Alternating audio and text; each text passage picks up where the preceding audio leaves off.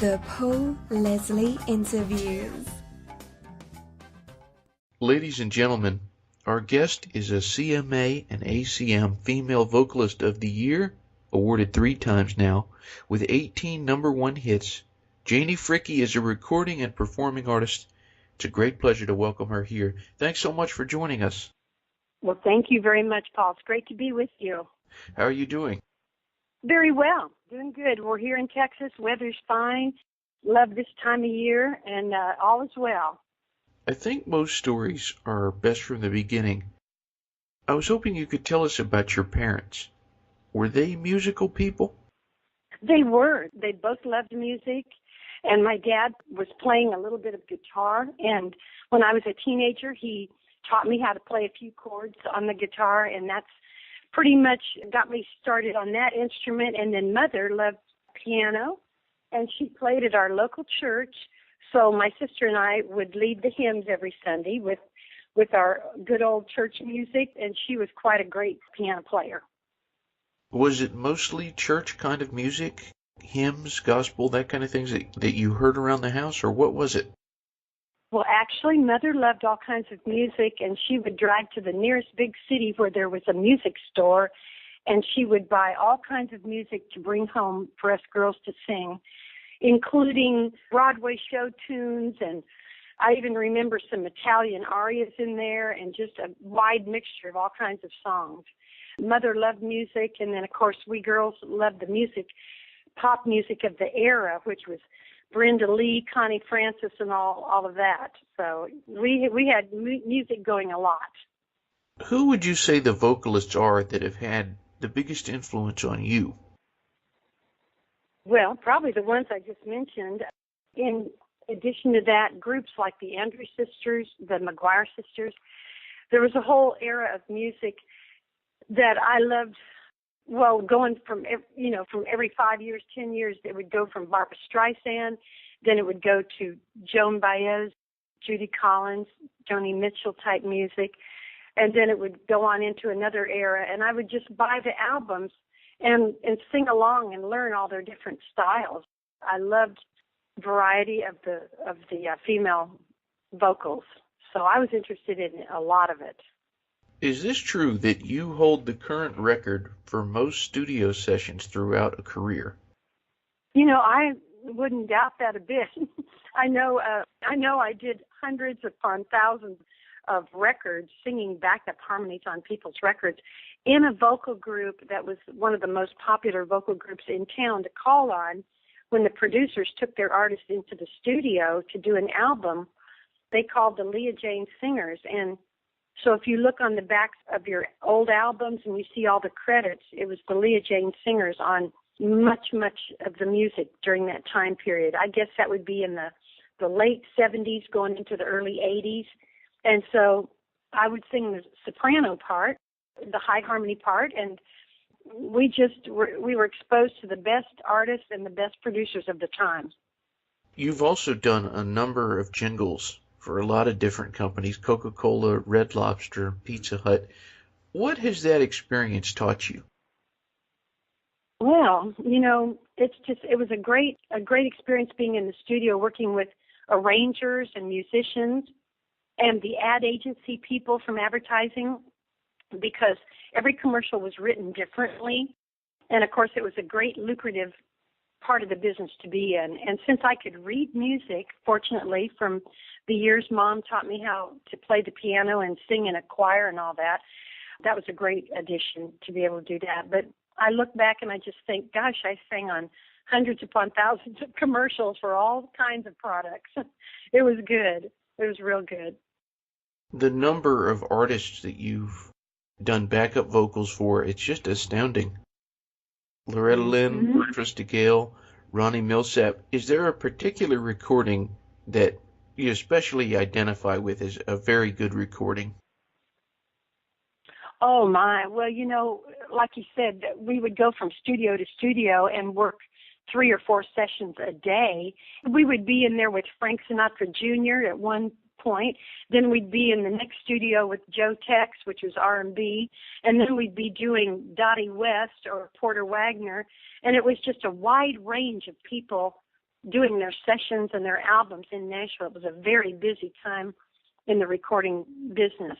So I can't say that there was a favorite, because then I went on to sing duet, solo, step-out lines on other people's records. And that was a great time, too, to work with all of the different male artists in the business. I think it's very interesting you mentioned Frank Sinatra Jr. out of that list. He was a guest on this show. A very interesting man. Do you have any memories from him? Well, I just remember being in the studio with him and just, amazed that this was Frank Sinatra's son, who looked a lot like him and had a very smooth, nice, easy-sounding voice. And we were just thrilled and excited that Hollywood was coming to Nashville. What is it about country music that appeals to you? Oh, I guess probably country music appeals to me because of both the simplicity of writing the musical part to a song. I love the very simple, straight-ahead chording and melodies of it. And then I also like the raw truth that comes out in the lyrics, the very raw truth of life and love and loss and heartbreak. So it just all wrapped up into one big emotional plus as far as I'm concerned. Our special guest is Janie Fricke. You have this album, The Countryside of Bluegrass. Tell us about that. What gave you the idea to put this bluegrass flavor on your music? Well, actually, there was a record label that approached me. They wanted to do a series of bluegrass CDs, and so they chose me as one of their artists, and we went in the studio with one of the top bluegrass producers, Bill Vorndick, and he gathered together some great Nashville pickers that were the top bluegrass pickers of the time, and we took my hit songs and they learned them bluegrass style. Now, it was a real change for me to be able to sing my songs with a different approach like that. I've really enjoyed it a lot. It's been a very fun experience. Was there a particular song on there that you felt was the strongest? I think probably You Don't Know Love was one of my favorite ones that came out of that whole group of songs. I liked a lot of them, but we've performed that a lot on stage, and it's been very well received. Something that I think is interesting is the number of duets with different singers that you've done throughout your career. I mean, it's a very diverse list, from Ray Charles, George Jones, Merle Haggard. I'm hoping you can tell us about some of those duets that you did. A lot of those singers aren't with us anymore, but these recordings remain.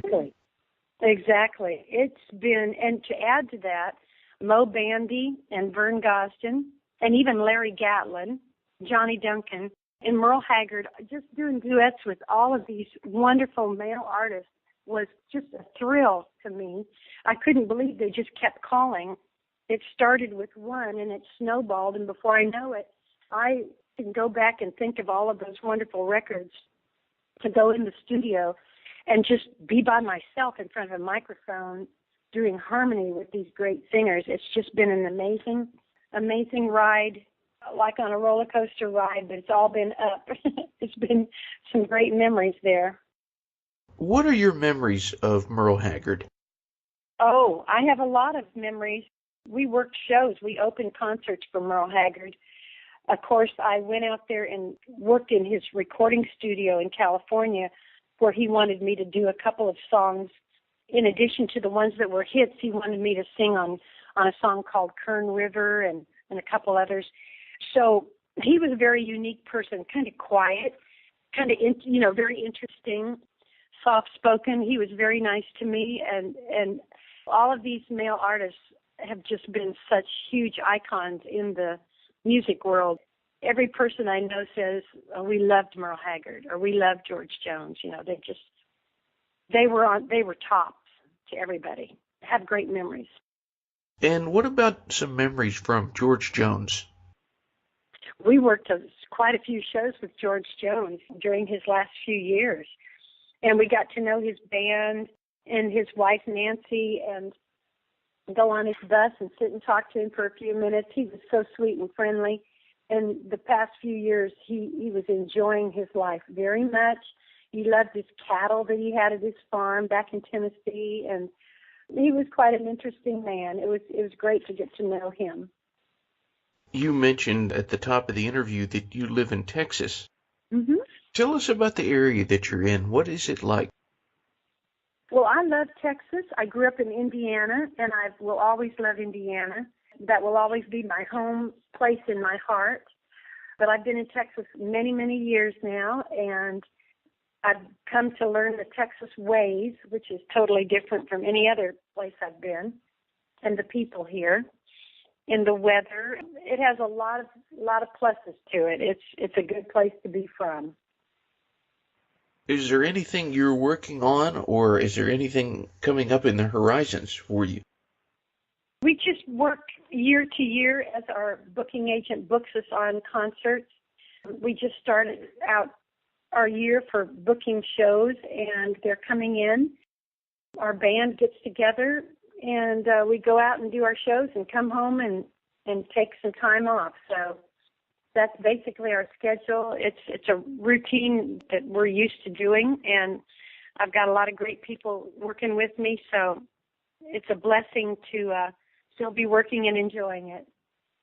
You know, with all of the interesting things about your career, as we mentioned, the most studio sessions, another thing is that you're the first female voice on the moon. Well, yes. When I was doing commercials, we did commercials for all kinds of products, and all kinds of ad agents would come in to ask us to record them. But the company decided to do a commercial to go to the moon on Apollo 12. They wanted to be the first jingle on the moon. So we went in there and sang Apollo 12 with the weather. And it was like a little station ID cut, and it went up on the missile. And it was the first commercial to go to the moon. So I was proud of that. I add that to my other Coca-Cola and United Airlines and McDonald's. And so I do a little thing in my show and tell the audience about it. They just love, they think that's so funny. You've performed on a lot of very iconic stages and in a lot of places around the world. What would you say has been your favorite place to perform? Oh, my goodness. I can't even imagine where my favorite stage and place would be to perform, because they are all so different, and they come to mind out of my memory bank here. Probably Reno, Nevada was most memorable. We had elephants as the opening act, and the elephants came out on stage, and I was shocked to have that as an opening act. And then we came out and did our concert in the Casino Theater, and it was so much fun. It was just a beautiful setting, and those were great memories. But, of course, we play auditoriums, we play fairs, we play private parties, just all sorts of things. And really all the audiences are so much fun to meet. They're all different, and we get to sign autographs afterwards, and it makes it a real treat. One of my all-time favorite songs is a classic country song, Please Help Me, I'm Falling. Love that song. Yeah. And I was hoping you could tell us about how you came to record that song. That was written by the late Hank Locklin, I think. Am I correct on that? It was recorded by Hank Locklin, but it was written by the late Don Robertson. Don Robertson. Oh, my. Yeah. See, I had that wrong. Well, I decided I wanted to record that song, and I told my first producer was Billy Sherrill, one of the top best producers of all time. He had done all the Tammy Wynette hits, and George Jones, I think, probably too. But I told him I wanted to do Please Help Me, I'm Falling, because I had been to the Opry several times at that period, and I said, there's an old country song I want to do, and let's just try Please Help Me. So he let me do it in the studio, and in fact, that's Billy Sherrill singing harmony on the song with me. I never dreamed that my producer would come in and do the harmony part, so I loved the way he did that raw he's from Alabama, I think, Muscle Shoals, Alabama. He did that raw country, male country vocal that I love to hear on records. So I was very honored that Billy Sherrill would sing harmony on my record with me. What is the best thing about being Janie Fricke?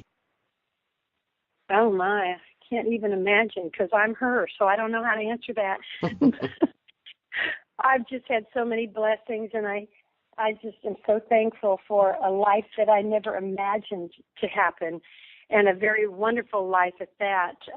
I've been very protective and very careful, and I think it's paid off, and I'm just so fortunate to have so many great memories. For anyone who's listening out there, what would you say to them?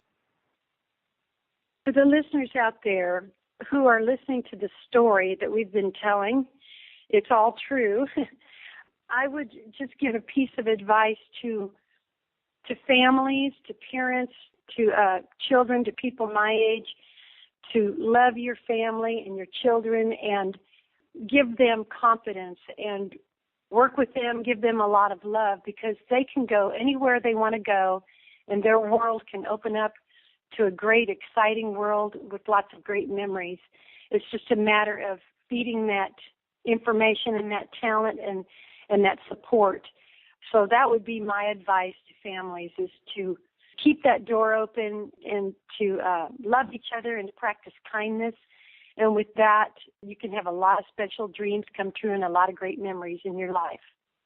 For more information on our special guest, Janie Fricke, you can visit her website, janiefricke.com, and that's spelled Fricke. Thank you so much for joining us.